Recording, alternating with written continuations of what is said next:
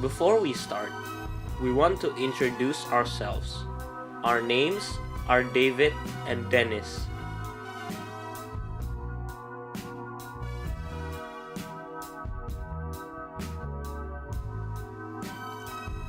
What is a sugar glider? The sugar glider is a small marsupial originally native to eastern and northern mainland Australia, New Guinea, and the Bismarck Archipelago, and introduced to Tasmania. They eat many foods, but mostly tree sap and insects. They look and act much like a flying squirrel, but they are not related.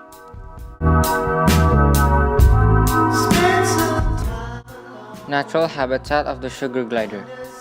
In the wilds of its native habitat, the sugar glider lives in trees, often living in groups of 15 to 40. Sugar gliders generally make nests by lining a hole in trees with leaves. Sugar gliders can be found all throughout the northern and eastern parts of mainland Australia, as well as the surrounding islands of Tasmania, Papua New Guinea, and Indonesia. And here's a quick video of the sugar glider. Superstar of the squirrel jumping game. When the southern flying squirrel takes off, his touchdowns are unrivaled. Biology professor Dr. John Scheibe has been captivated by flying squirrels for more than 20 years. What we're going to do now is see just exactly how well this animal can perform, how well this animal can glide, what kind of distance he can get across our athletic field. The squirrels launched in this stadium will fly, just as they do in the wild, at no risk to the animals. Their wings are flaps of skin stretched between their wrists and their ankles. Their hands and feet wiggle in opposite directions to help control their descent.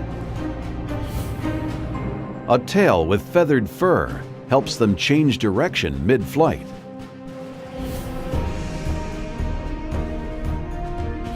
Cartilage alongside their wrists can slow them down for landing.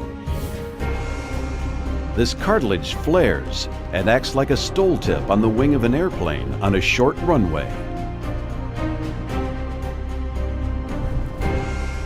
Kickoff hovers 50 feet in the air. Like the limbs of their trees, a branch serves as a runway. It's game time.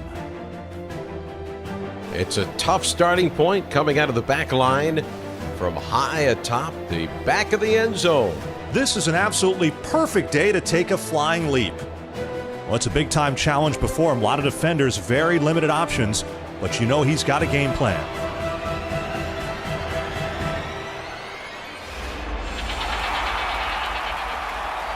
And there he goes. Let it fly. Look at that style, a picture-perfect glide hanging through the air. But wait a minute. He's hooking a right turn. Nobody expected this.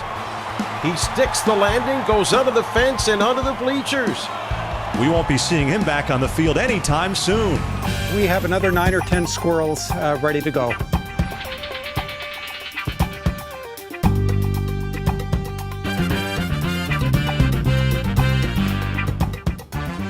These animals are clearly gliding, and they're actually doing better than just a regular glide. They're actually getting some pretty good distance.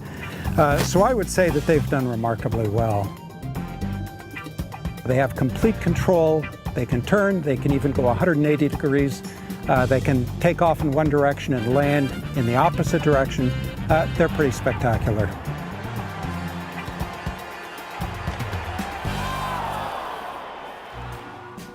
And this is the appearance of the sugar glider. The sugar glider has a squirrel-like body with a long, partially prehensile tail. The males are larger than the females and have bald patches on their head and chest. Their length from the nose to the tip of the tail is about 12 until 13 inches. The body itself is approximately 5 until 6 inches. A sugar glider has a thick, soft fur coat that is usually blue or gray. Some have been known to be yellow, tan, or rarely albino. A black stripe is seen from its nose to midway on its back. Its belly, throat, and chest are cream in color. Sugar gliders' food. Sugar gliders are insectivores and omnivores. They eat insects, meat, and vegetation. But not all foods are suitable for sugar gliders. Named for their preference for sweet foods, sugar gliders enjoy drinking nectar and tree sap the wild. They also enjoy fatty foods. And this is the sugar glider's location. Sugar gliders can be found all throughout the northern and eastern parts of mainland Australia, as well as the surrounding island of Tasmania, Papua, New Guinea, and Indonesia. And that's all for our video. We want to say thank you and God bless. Kabulkan